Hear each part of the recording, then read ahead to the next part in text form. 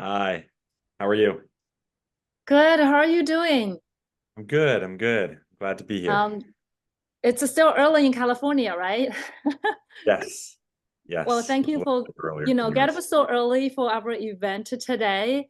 So we're very happy to have you here.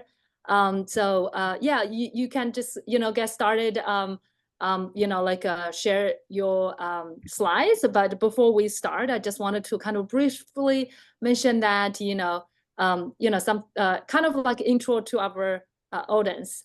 Yeah. Um, thank you for all the, audience to stay with us to, hear more from Nils about Woodside Priory School from California. The school is located not too far from Silicon Valley. So it offers day and boarding program. So the school is from like 6th to 12th grade, but they offer boarding program for high school. So that's kind of a little bit basic information. Niels is the director of residential admission, so means like focus on international application.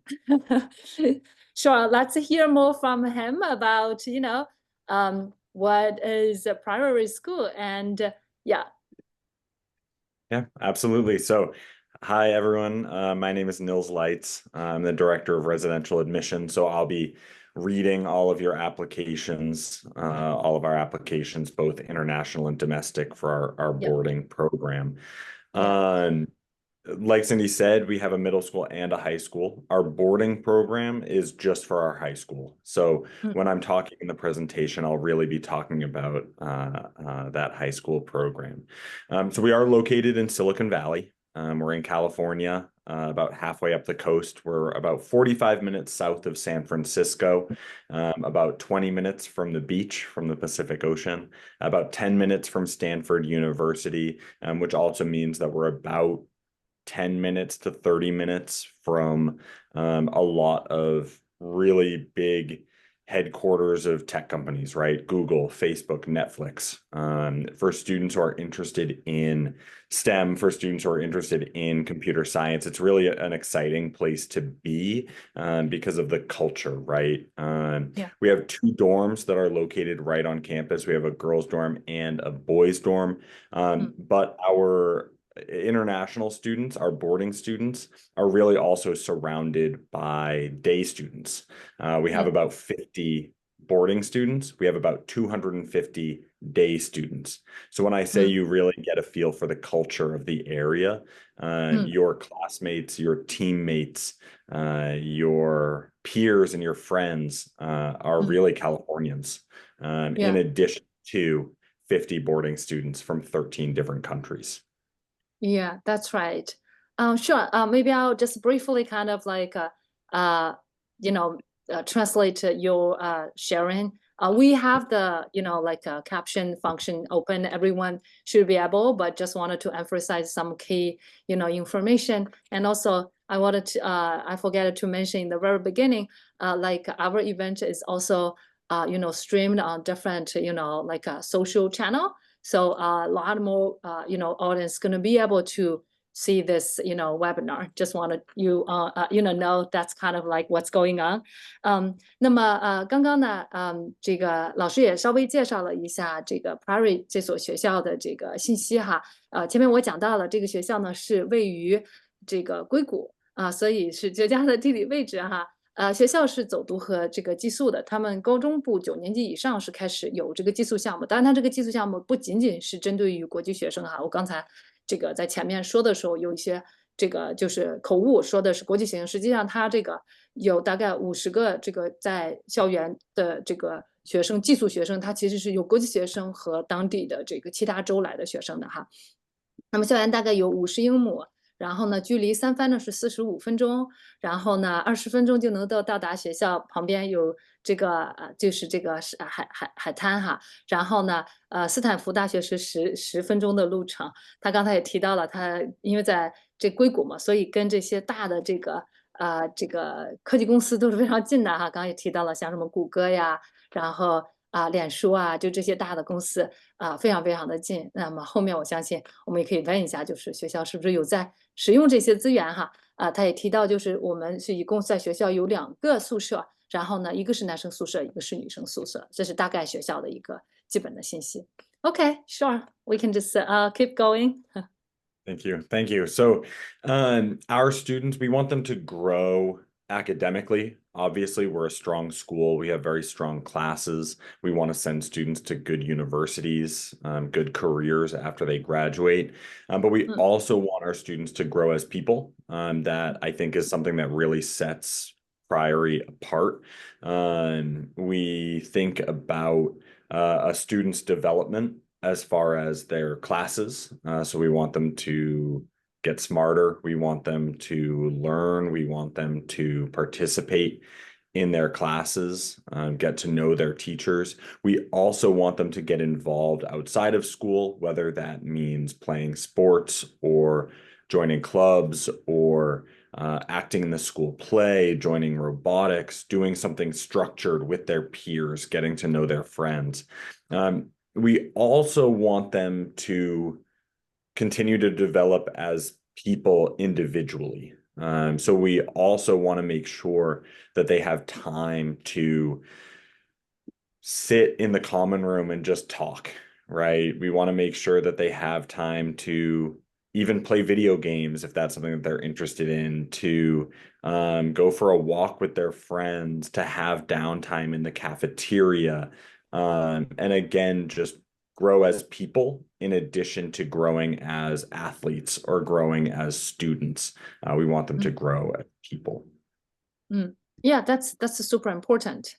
Not just academic, not just sports, but give them a chance to really kind of like, I would call like high school is more like a transitioning time, really prepare them to grow as a, like you said, like people, so they could be able to really deal with the real world when they go to college and even get into the professional world. Exactly. Exactly. Sure，对，刚刚呢，老师这边也说了，分享了一下学校的这种教育的一个理念哈，不单单是让学生在学术方面进行成长，那作为一个个体哈，社会人，他的这种成长那么像包括通过这种课外的一些活动然后去更好的就是发展自我那么包括在社区里面哈，所以整个的这个目标就是说。希望能够在这个他进入到大学之前的这个过程当中，能够更好的帮助他们去进行全方位的一个成长，让他们能够更好的为成年人的生活做好这样的一个准备。So as I mentioned, we have a little over 50 students who live in our dorms. We also have 30 faculty members who live on campus. So even when it's the weekend, even after school, there's always a buzz on campus. There's always people around. 3 men live in the boys' dorm, 3 women live in the girls' dorm. So our students also have access to adults at all hours. They're kind of like parents in the US, right? Who can help make sure that your kids are eating healthy and getting their homework done and making it to school on time. When they're sick, they can go to the nurse, that sort of thing. But those are our full-time residential faculty who, again, just really help keep things on track. They build those relationships with students. They also are the ones who really help them take advantage of off-campus and on-campus activities. So every weekend, there's usually something that's big that's planned. Usually once a month, our students go to the beach. We pack them in vans, we bring them over, they can spend a whole day there. Usually about once a month, students will also go to San Francisco. They might hang out in a park, they might go to a museum, they might get lunch or coffee or something like that and just spend the day in a big city. some smaller events, right? Students also, they love to go bowling. There's a bowling alley downtown. So students love to go, every few weeks. There's a lot of movie nights. They like to go to the movies. And for all of these events, they're all paid for. Our dorms have a budget for sort of social activities. So when we talk about tuition and everything like that, you don't have to worry about these events. Students don't have to worry about, asking their parents or finding money somewhere, right? They can just do things with their friends because, again, we have this emphasis on building community, on growing as people. Yeah, well, that's great. The parents are happy to hear that.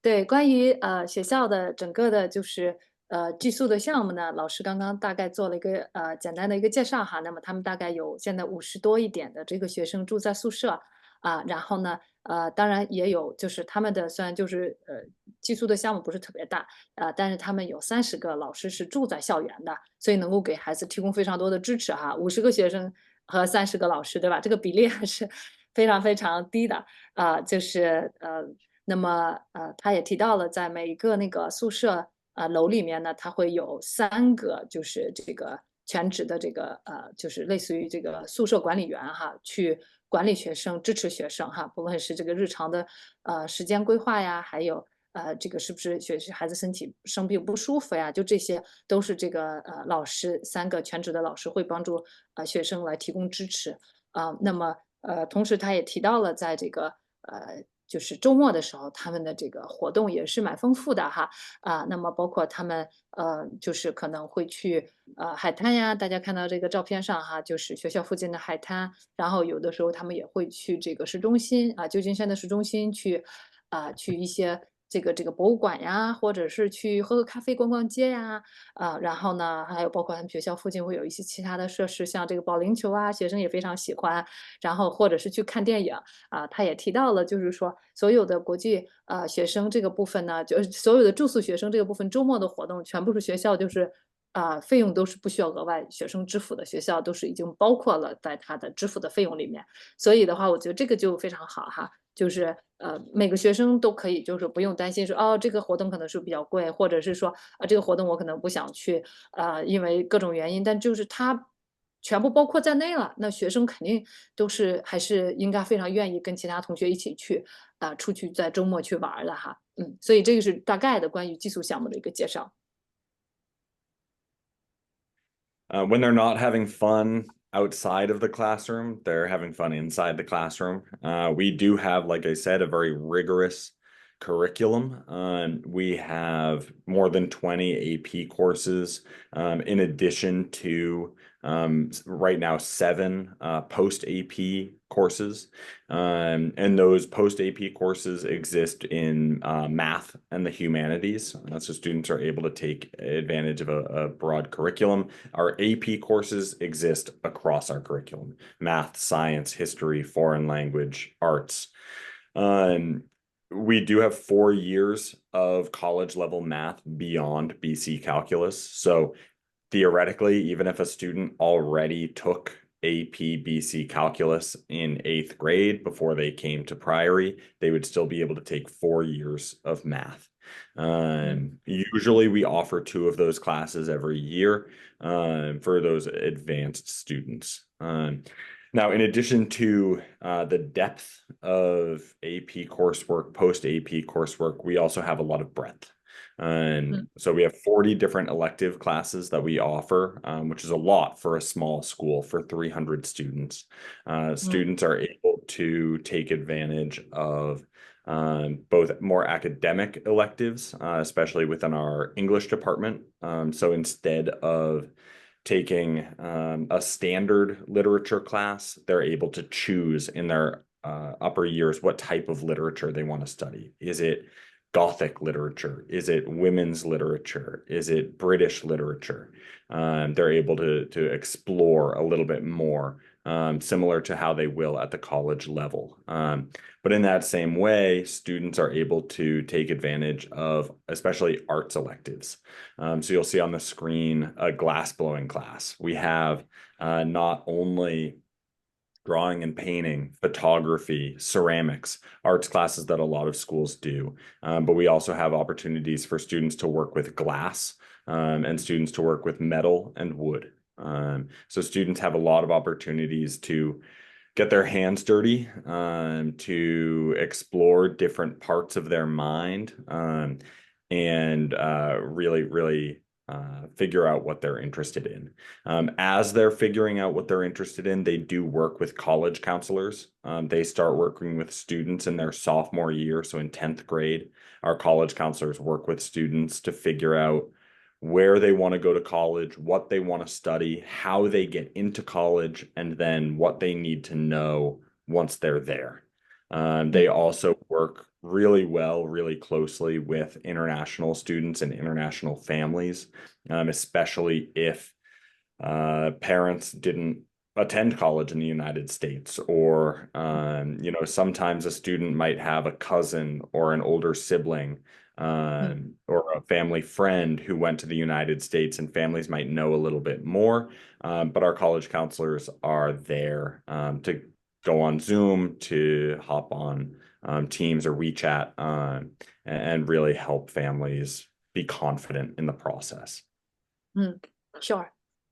Thank you. 那么对于学术这个部分呢，学校老师刚刚也介绍了哈。那么这个部分，那么首先呢，学校的学术能看得出来是非常就是说有挑战性的这样的一个学术项目那么他提到了呢，不光学校有这个20多门的 AP 课程，那么还有呢就是高于 AP 课程的一些课程。那刚才也讲了哈，这个其实是很好的帮助学生在未来的这个大学将来要学习的一些方向呢，它可以设置不同的一个课程，让学生来选择那么学校的这个数学的这个级别也是非常高的哈。那对于数学就是相对来说学的比较快的，然后对这个数学非常感兴趣的学生来讲呢，这个是非常好的一个设置。那么可能有的学生在8年级的时候就已经学了非常多的这个数学课程那么到了学校以后呢，到了9年级以后呢，实际上它是有更就是高级别这种大学级别的这个数学课程的，就是学生不会有这个担忧说，那我的这个需求学校是达不到的哈，就没有课程可以上了。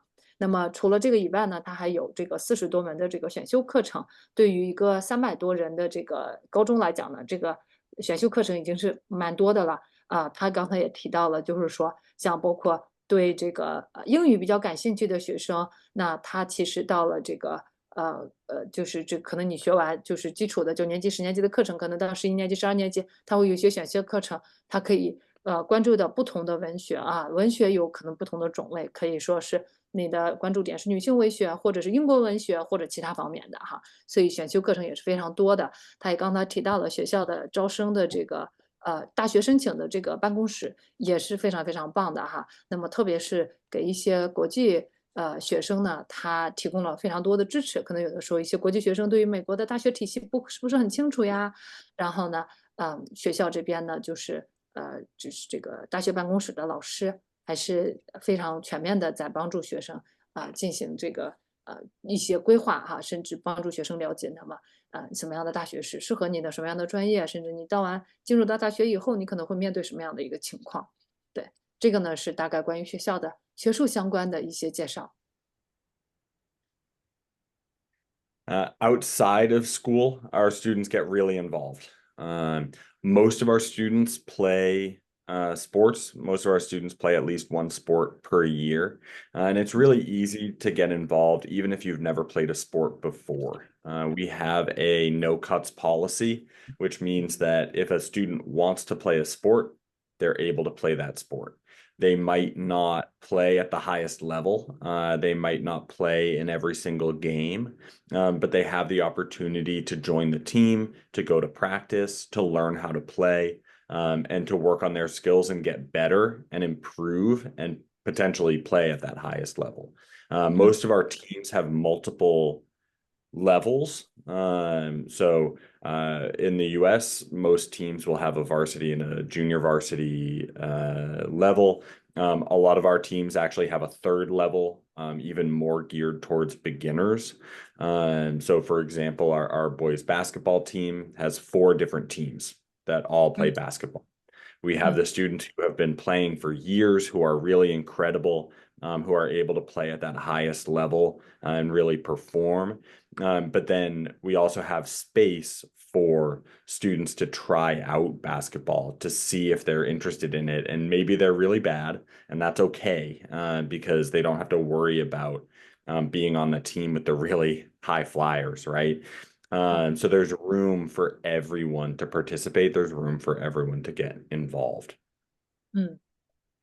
That's wonderful. I mean, all the, teenager, I feel like they need at least to participate in certain, in some sports, no matter if they are good or not. I think they really need Exactly. that. That would be do a lot. I mean, like physically, mentally, a lot of benefits to them. Yeah, it helps them with their mood. It helps them with Yeah, their productivity. Yeah. that's right. Yeah. 对，关于这个学校的这个体育项目呢，我觉得他们的这个设置也蛮好的。他刚才提到就是说，学生呢每一年都是要参加一门的这个体育的这个参与的一个体育参与的哈那么他还就是考虑到了可能每个学生的这个不同的这个就是体育参与的一些经历哈。那么对所有的学生，他都是说。你没有这种就是这个限制的，就是因为有些学校他可能会说你可能你没有过去的一个经验，我可能不能够让你去参加校队。那对他们来讲呢，他是说每一个学生都可以去参与到校队，因为他们的校队可以分为不同的一个级别，根据孩子的一个过去的一个参与的一个经验哈，去参加相应的这样的一个校队。所以他们非常鼓励学生去参与体育的一个活动那当然，我们现在在 PPT 上也能看到他们学校的一些活动的一些就体育项目的一些设置。So outside of sports, our students are still very involved. We have a very popular robotics club, very popular drama club. So it's very easy to get involved, even though our robotics club is very competitive. They do very well in competitions. They're still very open to newcomers. They're still very open to students coming by and learning. Especially at the high school level, a lot of students come in, they've been interested in robotics, but maybe they never had the opportunity. Maybe their previous school didn't offer it. Maybe they never had time. Something that's really interesting about our robotics club is that in addition to programming the robots, and that's the emphasis of a lot of schools, they buy parts, they put them together, and then they really program the robot. For our team, because we have a metalworking studio, so we have anvils and we have drills and we have tools and 3D printers. We have more opportunities for students to build custom parts. So in addition to the computer programming, students are also engaging in the engineering. They're engaging in mechanical engineering, right? At that early level. Students also, like I said, the drama club is really popular. We have every year for the high school 2 plays that we put on. One play that we call an all-school play, so actually middle schoolers are involved as well. And one play that's only high schoolers. Every other year, that play is a musical. So for students who are interested in music, they can either sing and act and dance on stage. Last year we did Mamma Mia. That's the picture on the screen. It's from Mamma Mia. But students are also able to play in the orchestra in the pit. So all the music is live for the musicals. Yeah, I see a lot of options, for students. Yeah. So this isn't even all the clubs. We have right now 80 clubs on campus. So 80 clubs for 300 kids. They all get really involved. Yeah, that's great.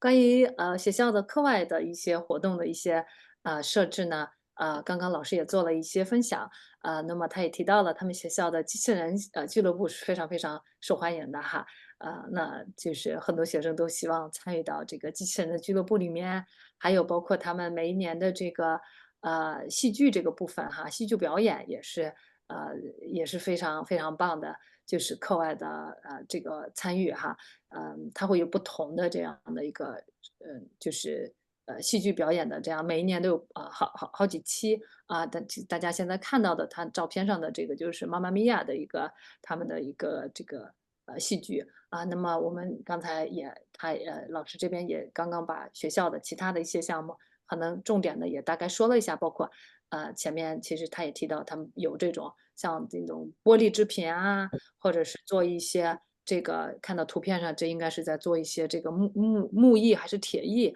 就是它的这个设置其实非常多，然后大概有80个这样的学校的俱乐部，所以就是学生的参与度和这种资源和机会是非常非常多的。So how do you get here? What's the application process that gets you all of these opportunities? We do accept applications through both Ravenna and SAO. That being said, I always recommend students to apply through Ravenna if that's comfortable. We actually require students to create a Ravenna profile in order to receive their decision. So if you apply through SAO, you do still need to create a Ravenna profile. We can bring your documents from SAO. So if you apply to a few schools and they all use SAO, apply through SAO, we'll bring your documents over to your Ravenna profile and we'll release your decision there. But we also don't require the SSAT. So if you're only applying to us, or if you're applying to us and a few other schools that use their own applications, apply through Ravenna because there's no need to take the SSAT. When we're evaluating a student, we really want to make sure that we know a student academically, that we know a student socially, and that we know a student personally. So the same as I mentioned, we want students to grow in the classroom, grow extracurricularly, and grow as people. We want to understand students there. So to understand a student academically, we look at transcripts and letters of recommendation from your current school. We're obviously looking at your grades, but even more important than your grades, we're looking at your academic mindset. We're looking at your habits, we would rather see a student who has B's in their classes or students who have slightly lower grades, I should say. But they always show up to class on time. They always do their homework. They always raise their hand when they don't know what's going on. They're comfortable interacting with their teachers to figure out what's going on. We'd rather see that than a student who has perfect grades, but is a little bit lazy and, is a little bit checked out, right? Because the student who has more independence and more maturity in the classroom is really going to be more successful when they're away from home. Now, to understand you socially, how you interact with your peers, we really rely on your essays and your activities sheet. So we'll see, if you've already played sports, if you've already joined the robotics club, if you've already learned to play an instrument, if you've already learned to build computers, right? Really any way that you spend time that's not doing homework. That's what we want to know about.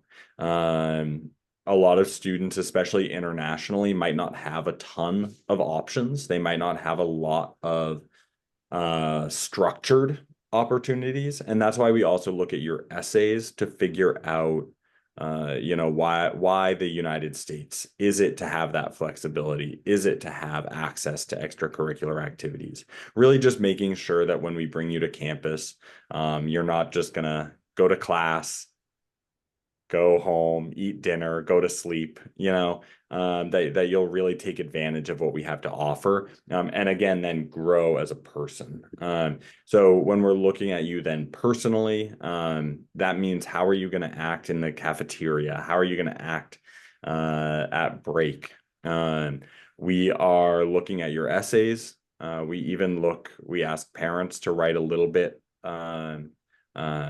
just on what their goals are, what they like about you, right? And we also will look at a Vericant interview. So Vericant interviews are required for all students applying from mainland China. They're great because they're pre-recorded. They allow us to show that interview to many people. So I watch the interview. Our Dean of Residential Life watches the interview. Our head of school watches the interview. We have some teachers watch the interview. And for us, that just makes it a lot more meaningful than having a one-on-one interview. So I'm always happy. I'm always available by email, by phone. If you ever visit campus, I'll show you around. But for the interview, we love to have that recording. So multiple people feel like they've gotten to know you, and multiple people feel like they understand your personality. They understand, again, what you'll be like on campus. Sometimes we use Vericant to confirm English ability, but we never use it only for English. So we do require proof of English proficiency. We don't accept Vericant scores as proof of English proficiency. We do accept either TOEFL or Duolingo. We do not offer ESL or ELL classes. So that means that on your first day, you are in English class and history class with American students. You're writing essays and talking in class with American students. So we do hold students to a high standard. Typically, we look for students around a 95 on a TOEFL, which is around a 120 for Duolingo. And then our applications. So when are they due? So you should start working now in the fall. You're always applying about a year in advance. Applications for the fall of 2025 are due on January 9th. And students hear back from us mid-March, so March 13th this year. We do have an opportunity for an early application. So if we are your number one choice, you're also able to apply a month early. The opportunity, it's on Ravenna and SAO that you can apply early, but if you apply by early December, December 6th, you're able to hear back in February. So again, that's really more of an option that's available for students who, if we're really your number one choice. It doesn't necessarily improve your application standing. It doesn't necessarily improve your odds of being admitted, but it lets you know a month early. It gets that stress out of the way. But if you do know that you're going to want to decide between multiple schools and those other schools are releasing their decisions also in March, I would just apply on the regular track. That way you don't have to be in a situation where you have to turn us down to wait for more decisions. Okay, that's great. So Niels, you just mentioned about the Vericant interview is required. Does that mean like that going to act as the only interview for the applicant? Is there, like a chance for them to talk with your team directly, or that's everything? Yeah, so that's our only interview. But then, like I said, if students are ever in California and they want to take a tour, I'm happy I give all those tours. So I'll meet with you, I'll talk with you, right? But it's not an interview. Okay. So that's our only sit down evaluative interview. But if a student wanted to call and ask questions, if a student wanted to send an email, there are a lot of ways that we communicate with students and families. But we try to make sure that the only thing we're including in their application is the Vericant interview to make sure that things are fair. Yeah, sure. 关于学校的这个申请的流程呢，大概是这样子的哈。申请呢，就是如果可以通过这个 Ravenna 系统或者 SAO，当然呢，就是说即使通过 SAO 申请的学生，也需要创建 Rivanna 系统，是因为后面学校这边的申请，这个结果录取结果是放在这个就是申请结果是放在 Rivanna 系统来去通知的哈。那么其他的一些资料呢，我觉得是相对来说比较跟其他学校都差不太多的。那么学校会去看你的成绩单呀，然后你的推荐信呀，然后呢，他们学校的 SSAT 是不是必要的？就如果咱们没有考 SSAT 也是可以申请的。然后呢，他刚才也是提到了，就是对于大陆申请的学生，这个立刻面试是必要的，也是学校就是唯一的一次的这个就是作为申请资料的这个面试，他不会有学校单独的面试。但是家长如果是在旧金山那边想去访校的话呢，老师会带你们去访校。但是那个面试的话呢，就只有这个微课面试了哈。刚才也是提到了，在整个的审理过程当中，它也是一个比较全方位的一个这样的一个。就是去评估学生哈，那么包括去看学生你的这个是不是非常独立啊，你的是不是比较相对来说比较成熟，然后这样的一个性格哈，那么他会通过就是咱们的这个文书呀、课外活动这些信息呢，去比较全面的了解学生，不仅仅是说我从这个成绩单上的这个学术，他前面也讲了，因为希望就是培养一个全面的这个学生哈，那你们的社交也好，你作为一个个体也好，就是全方面的一些能力吧。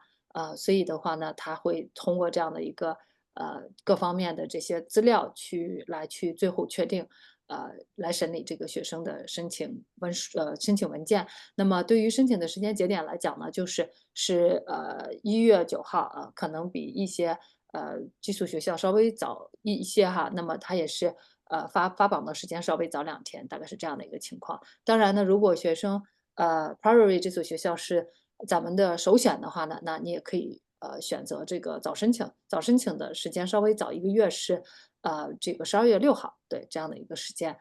当然早申请呢，只是说你能提早知道学校对你的这个就是资料的一个审理的一个结果，但他刚才也提到，并不会说因为你是早申请，可能你的几率就会增加非常非常的大。这个呢，基本上是关于学校的这个在申请流程这个部分的一些信息。All right. So thank you. And I know we have a few minutes, hopefully, for questions. I know we went a little bit long, but please, if you also have questions, you're always free to reach out to me later on. Yeah. So I see there are 2 questions in the chat, but I think before I kind of I also have a few questions I think I wanted to kind of mention a little ask.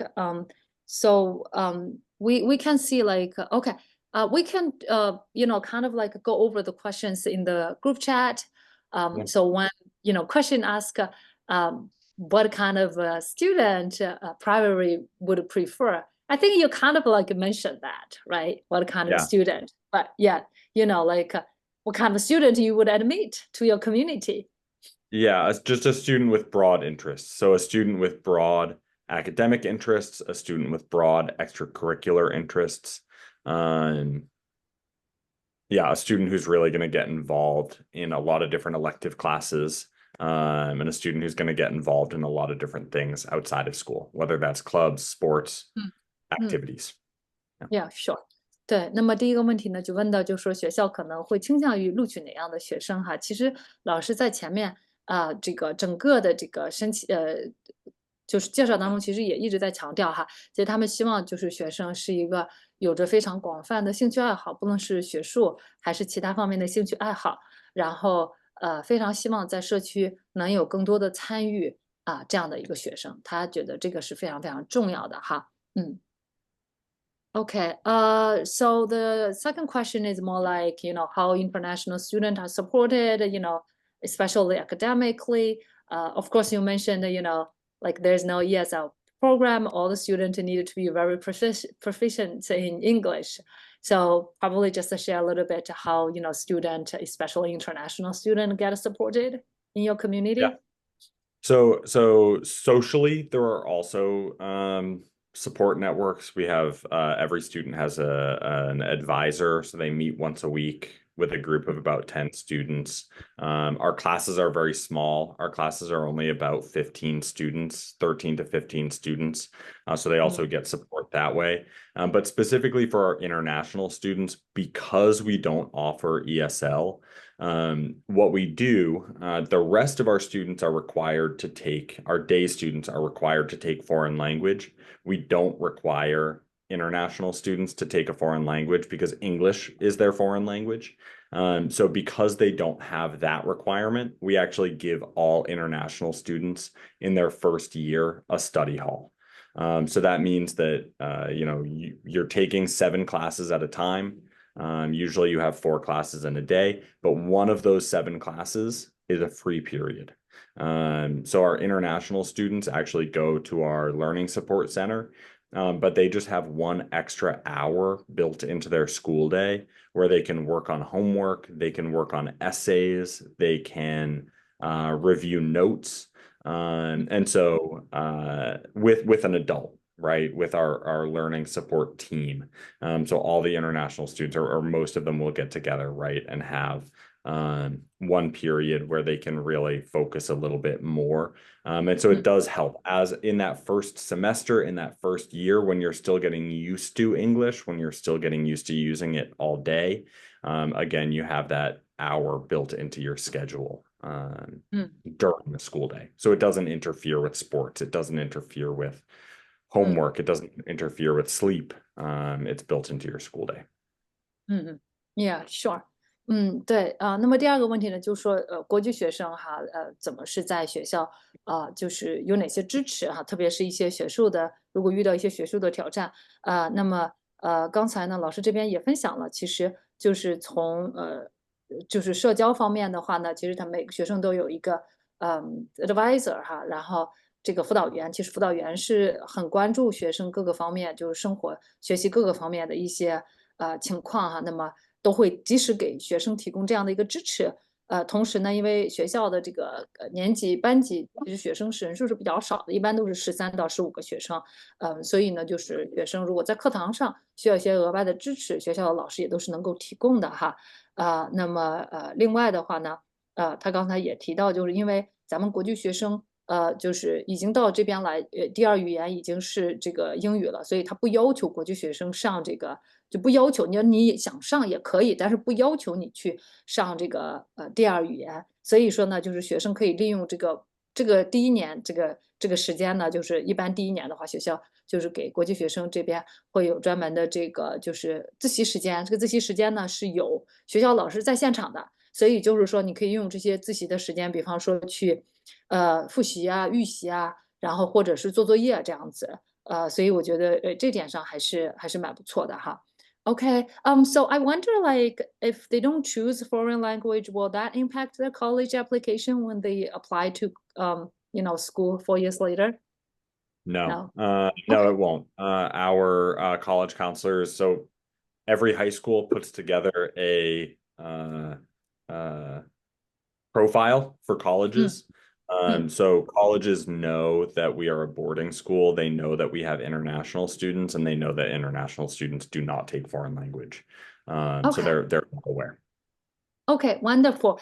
So, but if a student wanted to take, they still can take foreign language, right? If they had. Yes. Yeah. So we offer Spanish, French, and Mandarin. If a student wanted to take a foreign language later on, if they're interested, they would definitely be able to, and that would be one of their electives. Oh, okay, sure. So you mean like in the first year, no one is going to take the foreign language, even they want to, they have to wait for the second year. Okay. Right. Okay, sure. 对，那么第一年的话，国际学生是不需要的啊，就是他会把这个时间让咱们额外就是说可以去这个自习，然后呢，当然第2年、第3年、第4年，如果你希望去上这个第二语言的这个项目的话，那你可以去选哈，作为选修课。那么学校提供这个西班牙语、法语和这个中文这样子。Okay, wonderful, Niels. I mean, that's a great presentation. Very thorough. A lot of good information. you shared with our audience today. Really appreciate you getting up early for our event. We will keep in touch. I know definitely we have a few students who are very interested in your school. So yeah, again, thank you for your time, and let's keep in touch. Yes, thank you for having me. Okay, thank you.